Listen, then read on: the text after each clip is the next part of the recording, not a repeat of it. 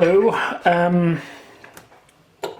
I've been doing sourdough for a couple of years now after we got some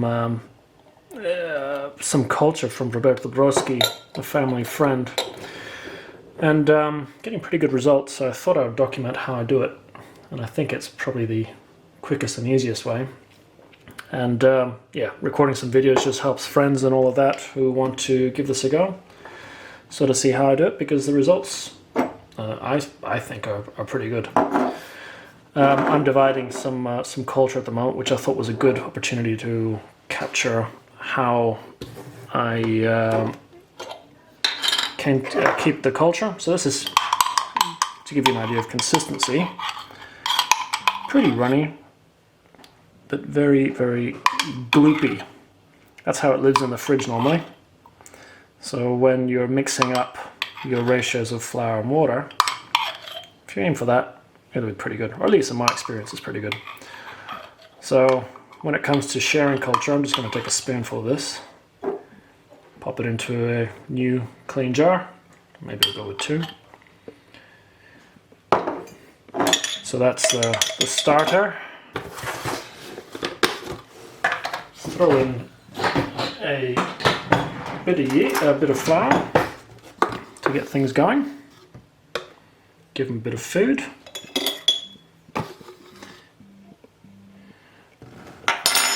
And always when working with the starter or the culture, I use boiled water. So this is just every now and again when this gets a bit too low, boil a new pot of water, put it in here, and this is what you use so that you don't have any chlorine or anything like that getting and killing your culture. Just add the water,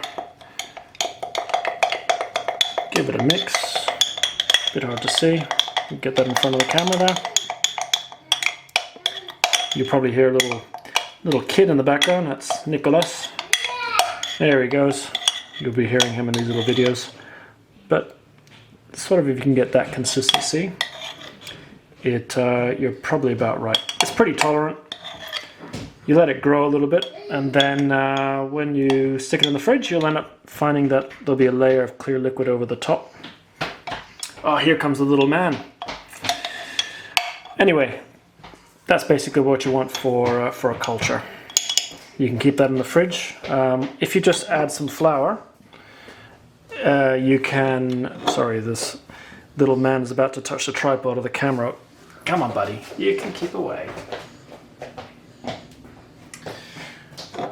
Before putting in the fridge, let the yeast do its thing with the flour before putting it into the fridge. And that's when you can keep it in the fridge for about 2 weeks. Well, that's the longest. If you want to go longer, just freeze it or dry it.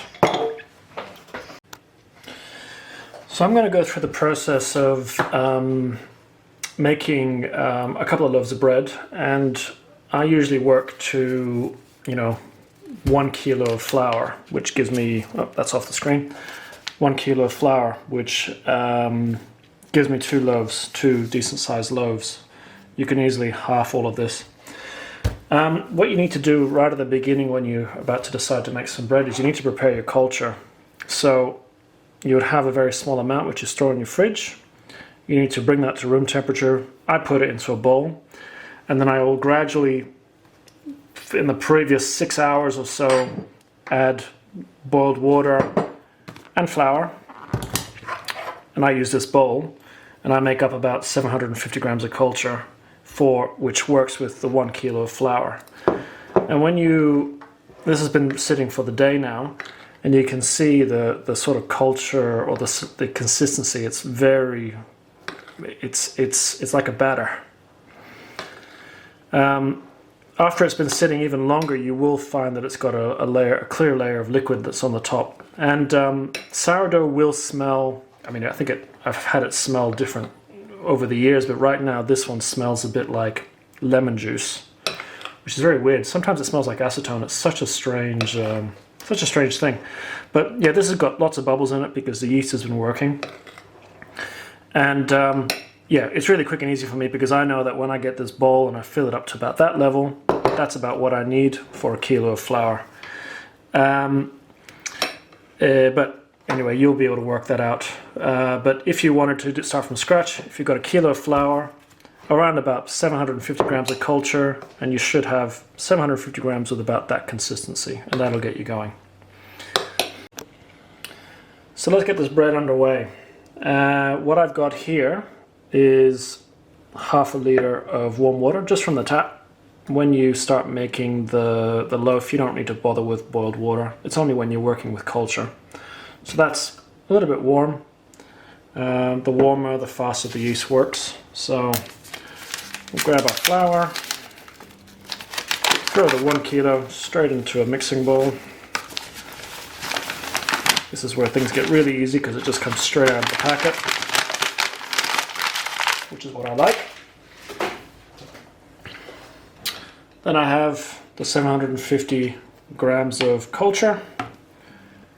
Pour it straight into the bowl.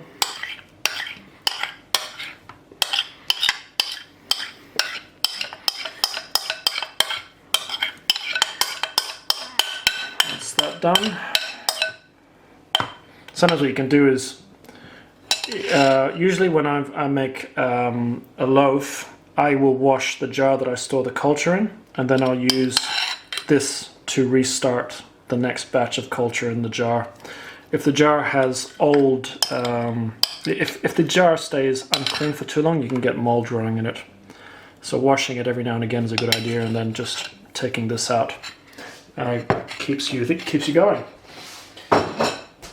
Now, well, I've got half a liter of water here. I never pour it all in because the amount of water in your culture always varies, so I usually work to the consistency. So I'll pour like 450 mils of that in. I'll just leave a little bit behind just in case I need to add a bit more later.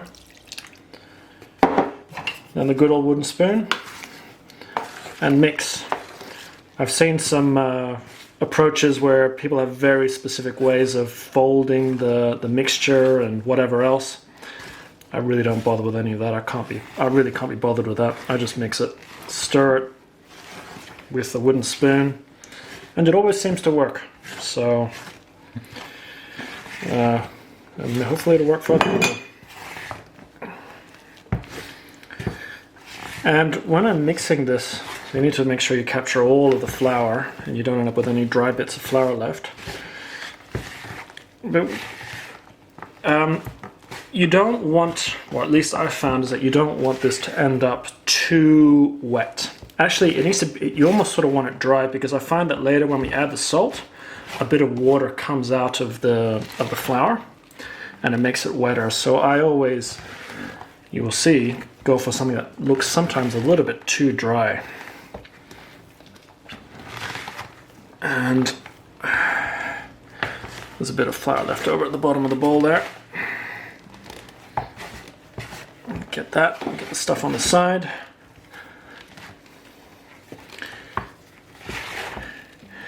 So you look at that and you'd think, well, that looks way too dry. And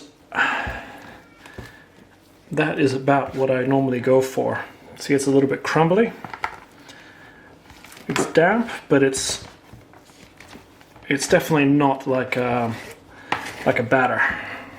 And it is quite firm. So, to give you an idea,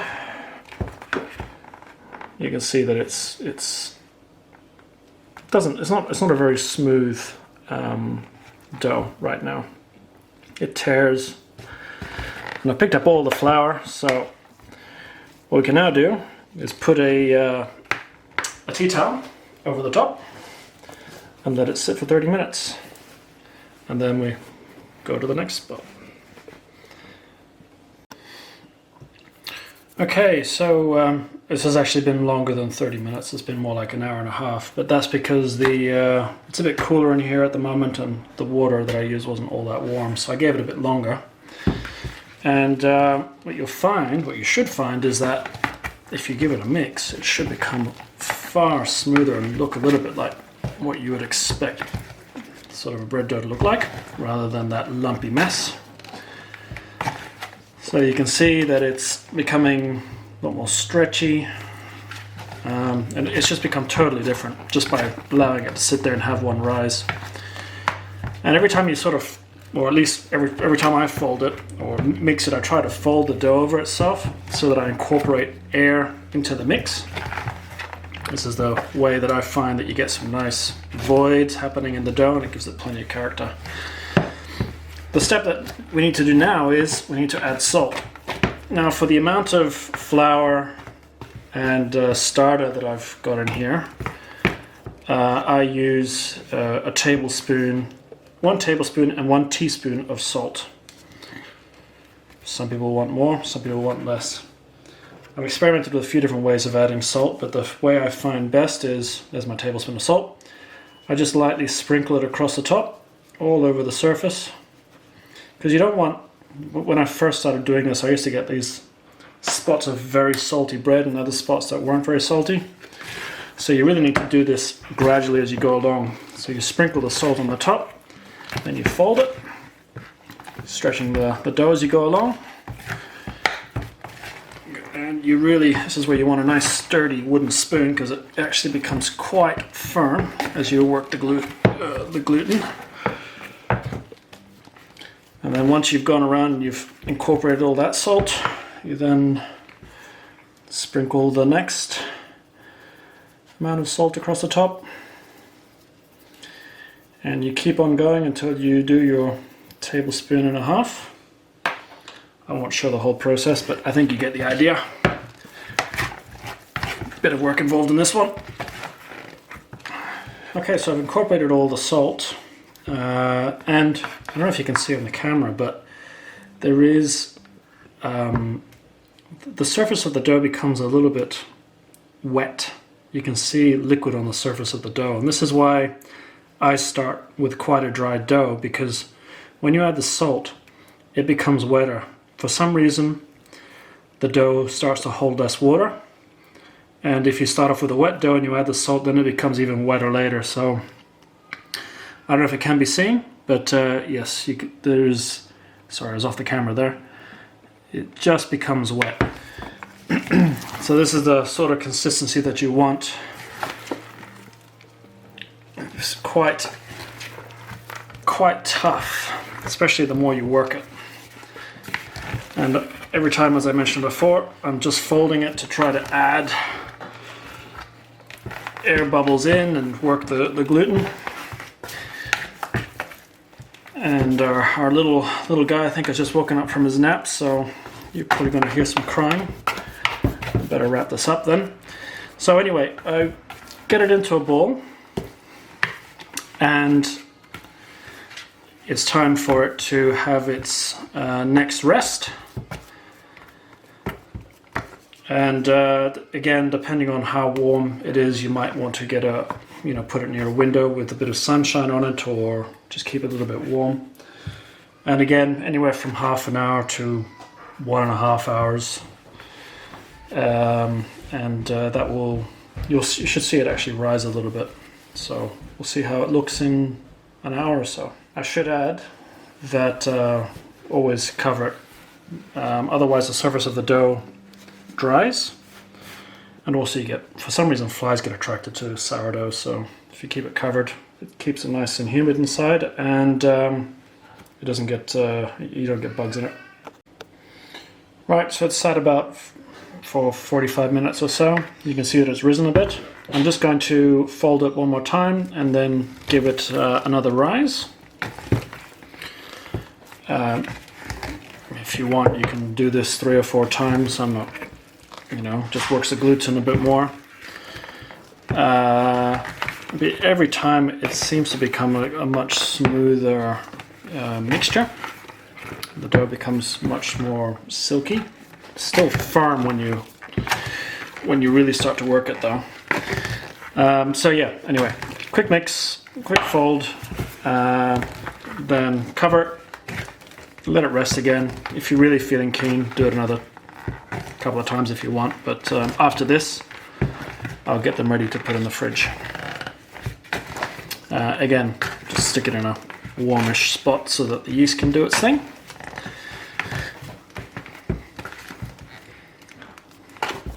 it into a ball.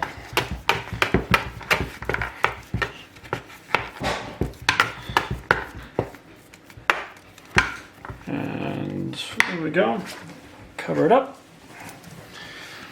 And then in a moment we'll go on to the next step.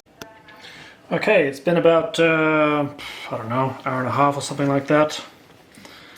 It's risen quite nicely, which is good. But before we get to taking all that out and you know, making our individual loaves, what we do is we have a tea towel, which is inside of a ricotta basket. I've got 2 of these, and this is just a tea towel. Word of advice on these tea towels: don't use a tea towel you've used fabric softener in unless you want your loaves tasting like lavender or something flowery like that. If you ever do wash it, just wash it with plain detergent. So first we've got to sprinkle just a little bit of flour on the inside, because we'll be putting the dough in here. Do that for both. As you can see, this one's had a bit of use already. So let's do the same to this one.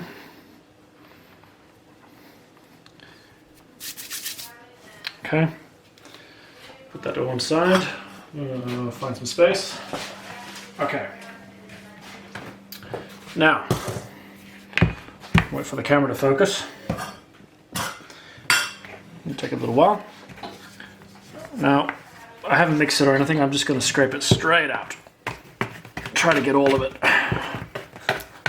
straight onto the bench.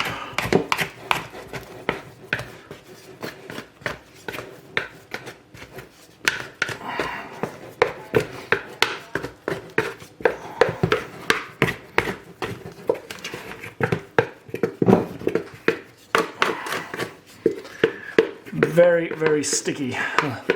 When this gets on your hands, it's like glue.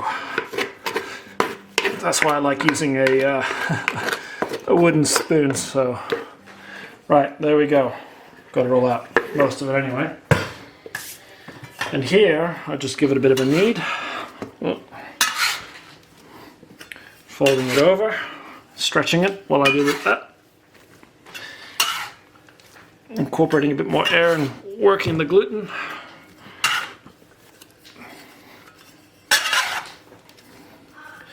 Into a ball, and it's really firming up now. As you can see, it wants to sort of stay in a ball. Now, I need to split it into 2. So just cut it as equal as possible.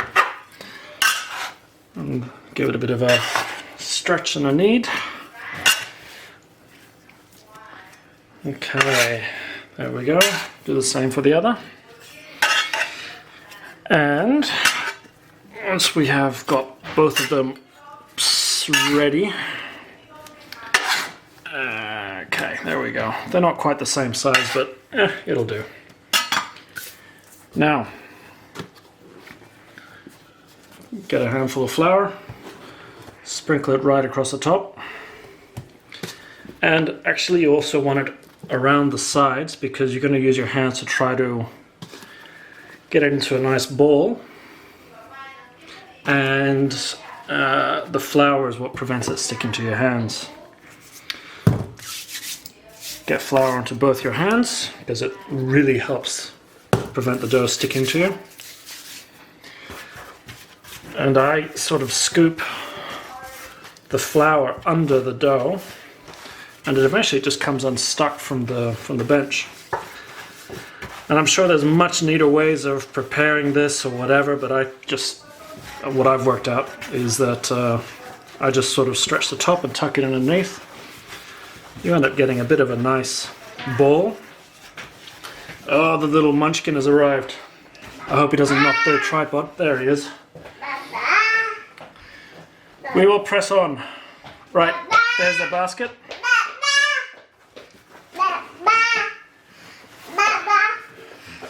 Pop it straight in like that. And we fold it over. Just fold this over.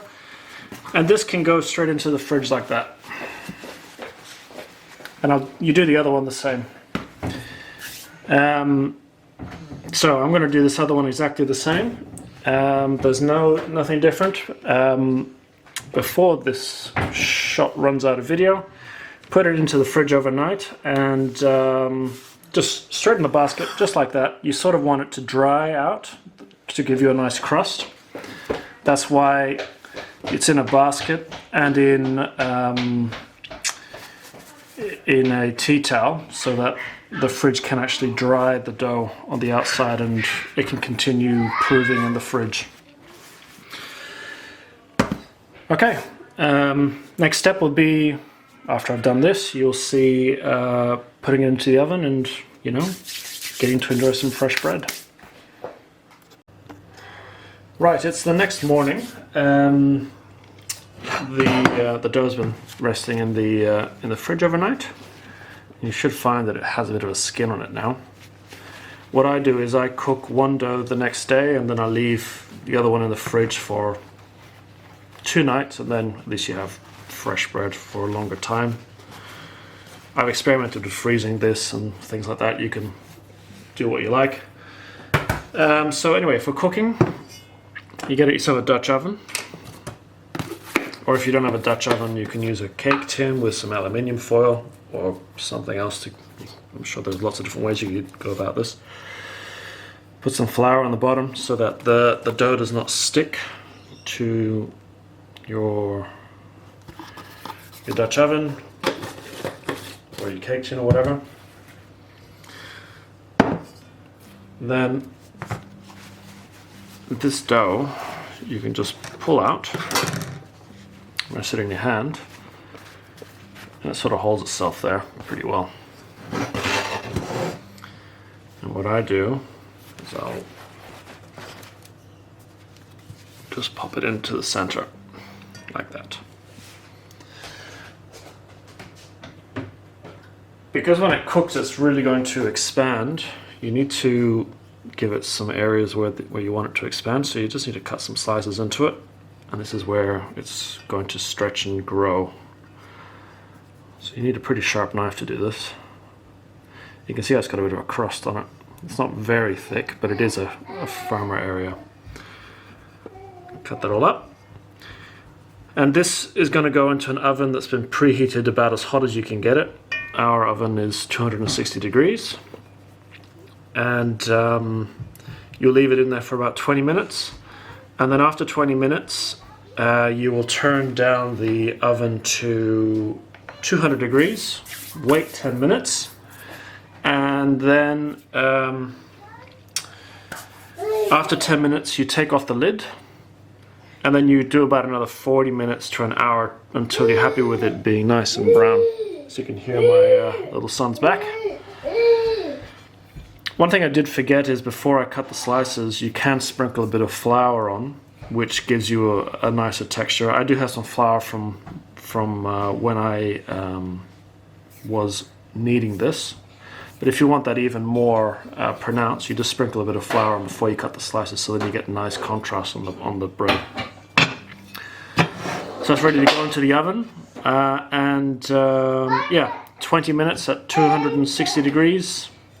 Turn it down to 10 minutes, wait 10 minutes, and then you take the lid off, and then you continue cooking it at 200 degrees for about 40 minutes to an hour until it's nice and crispy and brown. Alright, showtime. The loaf's been in the oven for about 40 minutes. Let's see what we got here.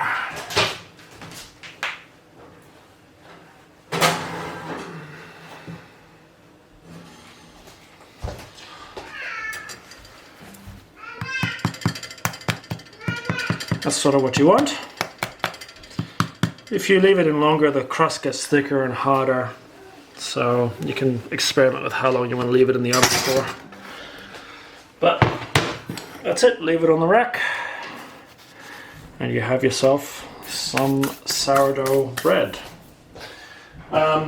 If you do sprinkle flour on the front, on the top of the loaf, this is one of Denaria, you can see more of the white here from where the flour was, and then this is the dark strips that you get from where you cut. You can see some of the flour that I put on earlier, but if I'd sprinkled more on, there would be wider patches. So the other thing as well is that don't cut it straight away, because it'll collapse and you'll lose a lot of moisture, so let it cool down for about 30 minutes to an hour, and then you're going to enjoy yourself some really, really yummy bread. It should sound hollow. That's when you know it's cooked. That's it. I hope you enjoyed it. I hope this is informative. Enjoy your sourdough bread.